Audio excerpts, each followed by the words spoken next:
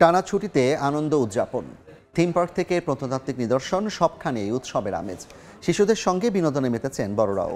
এ বিষয়ে আরও তথ্য জানাতে রাজশাহীর জিয়া শিশু পার্কে আছেন সহকর্মী সাইফুর রহমান রকি, নাটোরের উত্তরা গণভবনে আছেন আল মামুন এবং সিরাজগঞ্জ পৌর শিশু পার্কে আছেন রিঙ্কু কুণ্ডু। শুরুতেই চলে যাচ্ছি রকির কাছে।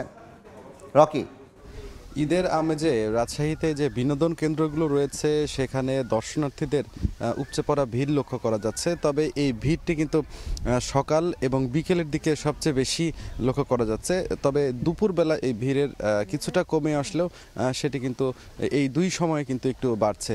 আমরা রাজশাহীর জিয়া শিশু পার্কে এখন আছি। এই জিয়া শিশু পার্কের বিভিন্ন রাইডস এখানে আছে। এই বিভিন্ন রাইডসে আমরা দেখছি যে অনেক দর্শনার্থী আছে, অনেকে বন্ধু বান্ধবের সাথে এসেছেন, অনেকে পরিবার পরিজন নিয়ে এসেছেন। বিশেষ করে ওয়াটার বিভিন্ন রাইডস আছে, এই রাইডসগুলোও তো চলছে। তবে যেহেতু এখন দর্শনার্থীর পরিমাণ কিছুটা কম, সেক্ষেত্রে আসলে এই বিভিন্ন রাইডসগুলোতে এখানে দর্শনার্থীদের কম লক্ষ্য করা যাচ্ছে। তবে আমরা বিভিন্ন রাইডসে আলাদা আলাদা করে কিন্তু অনেককেই দেখেছি যে এখানে কিন্তু তারা ঘুরে বেড়াচ্ছেন। বিশেষ করে অনেকেই যারা এসেছেন তাদের সাথে কথা হয়েছে, তারা যেটি বলছেন যে আসলে ঈদে লম্বা একটি ছুটি তারা পেয়েছেন, যে কারণে পরিবার পরিজন নিয়ে অনেকেই তারা বেড়াতে এসেছেন এবং এখানে বেড়ানোর পরে অনেকেই পদ্মা নদীর পাড়েও সেখানেও ঘুরতে যাবেন, এমনটাও কিন্তু জানিয়েছেন। এর পাশাপাশি আমরা রাজশাহী যে পদ্মা নদী আছে সেখানেও কিন্তু সকাল থেকে প্রচুর পরিমাণ দর্শনার্থীর চাপ দেখেছি। সেখানে বিকেলেও এক ধরনের দর্শনার্থীদের চাপ থাকে। পাশাপাশি এই জিয়া শিশু পার্কেও কিন্তু একই অবস্থা আমরা লক্ষ্য করি। এখানে যেহেতু ট্রেন ছাড়াও এখানে ওয়াটারের রাইডস ছাড়াও বিভিন্ন রাইডস রয়েছে, এই রাইডসগুলোতে কিন্তু সবসময় দেখছি যে জমজমাট থাকছে এবং এই যে রাইডগুলো চলমান রয়েছে। তো এই ছিল আমার কাছে রাজশাহী থেকে বিনোদনের সর্বশেষ খবর। আমরা এখন চলে যাচ্ছি নাটোরে সহকর্মী আল মামুনের কাছে। নাটোরের পরিস্থিতি যদি বলি আমরা, তাহলে দেশের দ্বিতীয়তম গণভবন, সেটি নাটোরের উত্তরা গণভবন। এই উত্তরা গণভবনে কিন্তু আমরা সকাল থেকে প্রচণ্ড ভিড় দেখেছি দর্শনার্থীদের। আজকে ঈদের যে তৃতীয় দিন, এই তৃতীয় দিনে দর্শনার্থীরা কিন্তু প্রচুর এখানে এসেছে। আমরা যেটুকু দেখাতে পারি বা বলতে পারি যে নাটোরের বাইরের যারা রয়েছেন তারা কিন্তু এখানে মূলত আসছেন এবং বেশি দেখছেন। বিশেষ করে ঐতিহাসিক স্থান এটি, যে উত্তরা গণভবন একমাত্র দেশের বাইরে নাটোরের যে অবস্থান, সেই ঐতিহাসিক স্থানটি দেখতে আসছেন। এবং একটি বিষয় যেটি আমরা বলতে পারি, 1734 সালে রাজা দয়ারাম রায় এই রাজবাড়িটি প্রতিষ্ঠিত করেন। প্রায় 43 একর জমির উপরে এই রাজবাড়িটি 1972 সালের 9 ফেব্রুয়ারি উত্তরা গণভবন প্রতিষ্ঠিত হয় এবং এখানে কিন্তু বিভিন্ন সরকারের আমলে মন্ত্রী পরিষদের বৈঠক হয়েছে এবং পাশাপাশি কিন্তু প্রধানমন্ত্রীরা যারা উত্তরাঞ্চলে সফরে আসেন এবং এখানে কিন্তু সেই অবস্থান করেন।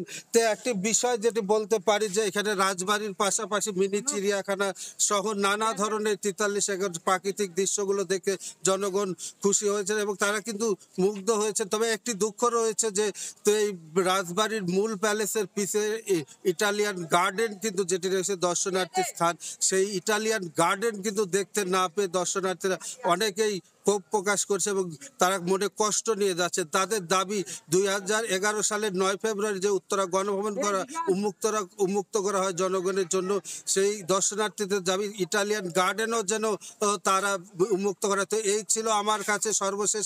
আমরা এখন সিরাজগঞ্জের ঈদ বিনোদন খবর জানতে চলে যাচ্ছি সহকর্মী রিঙ্কু কুণ্ডুর কাছে।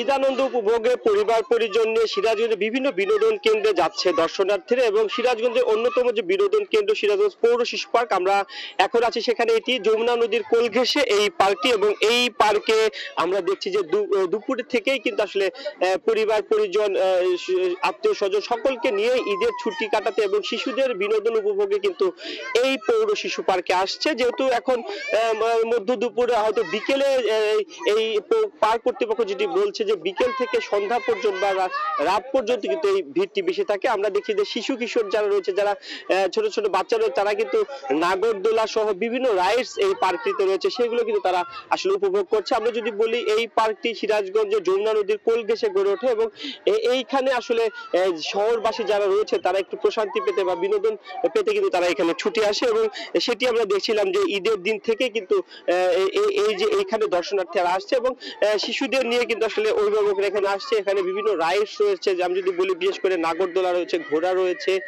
নৌকা রয়েছে, এবং যেটি আকর্ষণের কেন্দ্রবিন্দু ওয়াটার বোট ডার্ক, সেটি কিন্তু আসলে আমরা দেখেছি যে সেখানে আসলে শিশুদের আগ্রহের কমতি নেই। এবং পার্ক কর্তৃপক্ষ যেটি বলছে যে ঈদকে কেন্দ্র করে তারা আসলে নতুন করে সাজিয়েছে এবং বিভিন্ন নতুন নতুন বেশ কিছু রাইডসও কিন্তু আসলে যোগ করেছে। তো এক কথা বলা যায় যে ঈদের আনন্দ উপভোগ করতে পরিবার পরিজন বিভিন্ন বিনোদন কেন্দ্রে আসছে দর্শনার্থী। এবং এই যে সিরাজগঞ্জের পৌর শিশু পার্ক অন্যতম একটি পার্ক, সেখানে আসলে আমরা দেখছি যে দুপুর গড়িয়ে যখন বিকেল হবে তখন কিন্তু আসলে দর্শনার্থীরা আরো বাড়বে, এবং সেই বিষয়টি আমরা আসলে লক্ষ্য করছিলাম। তো এই ছিল সিরাজগঞ্জ থেকে আমার কাছে ঈদ বিনোদনের সবশেষ খবর। ঈদ আনন্দ উদযাপনের খবর জানতে সরাসরি যুক্ত ছিলাম সিরাজগঞ্জ, নাটোর এবং রাজশাহী থেকে।